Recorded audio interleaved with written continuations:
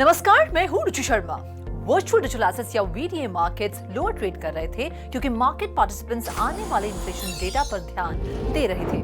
Bitcoin जो market cap के हिसाब से सबसे बड़ी क्रिप्टो करेंसी है, $68,000 के आसपास ट्रेड कर रही थी। टॉप 15 क्रिप्टो करेंसीज का IC15 इंडेक्स 0.9% नीचे 87,950 पॉइंट्स पर ट्रेड कर रहा था।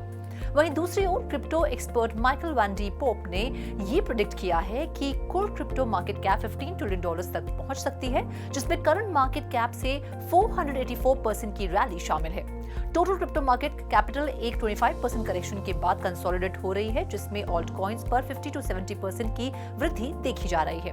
ब्लॉकचेन ट्रैकर वेल अलर्ट के अनुसार collapsed crypto exchange mount Gox के वॉलेट ने रफली $7.3 बिलियन मूल्य के 107,547 बिटकॉइन एक अज्ञात वॉलेट में ट्रांसफर कर दिए।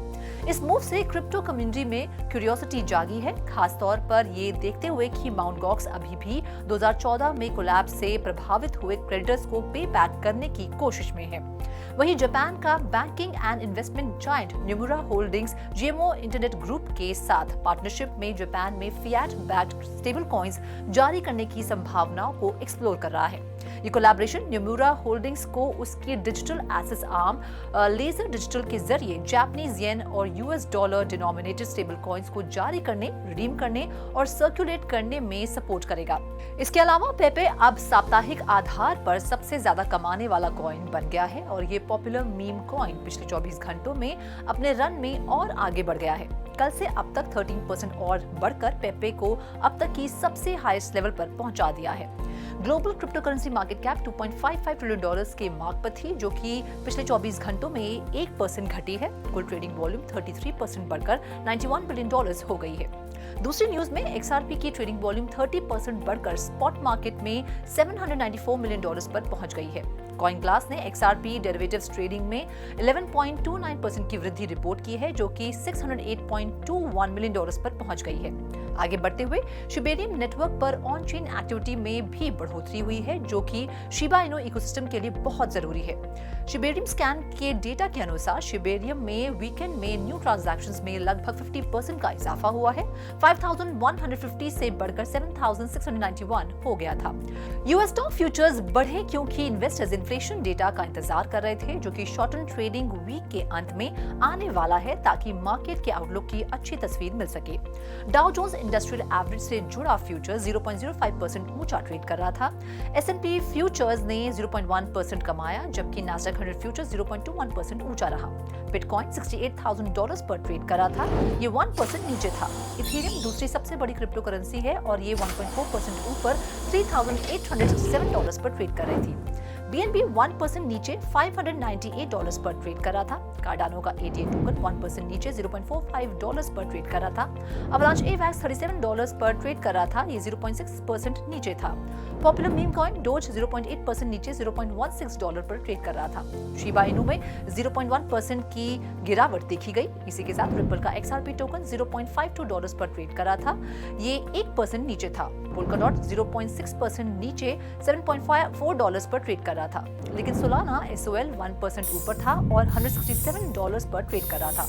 पॉलीगॉन मैटिक 1% ऊपर $0.72 पर ट्रेड कर रहा था।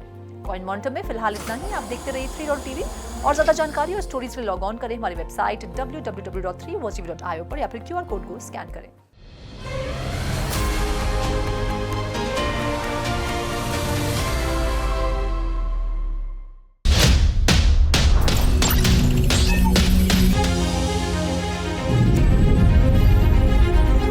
With 3.TV, stay connected with the world of blockchain. Stay up to date with infinite world of NFTs. Come explore and evolve with 3.TV in the metaverse. So many coins, so much volatility. 3.TV delivers the news that matters.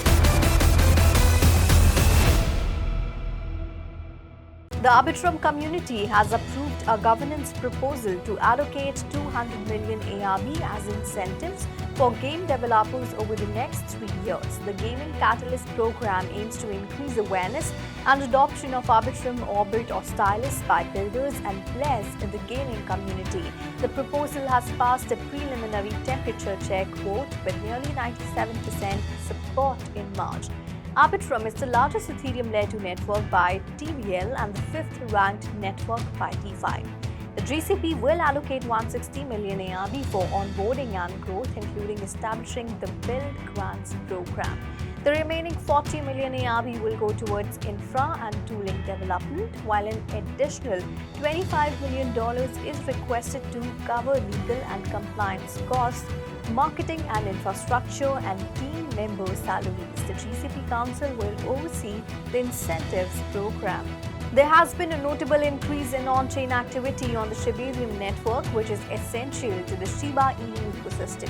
Shibarium had a nearly 50% rise in new transactions over the course of the weekend, rising from 5,150 on Friday to 7,691 on Sunday, according to data from Shibarium Scan. This increase indicates that the network's interest is expanding. Additionally, there are a lot more Shibarium accounts than there used to be. It increased from 105,367 on May 1 to 113,732 on May 27, suggesting a strong expansion in rising platform trust. Polygon is experiencing an uptrend as the number of whale addresses holding the leading Layer 2 token is increasing. A one-day chart assessment confirms the gradual re-emergence of bullish activity in Matic's market.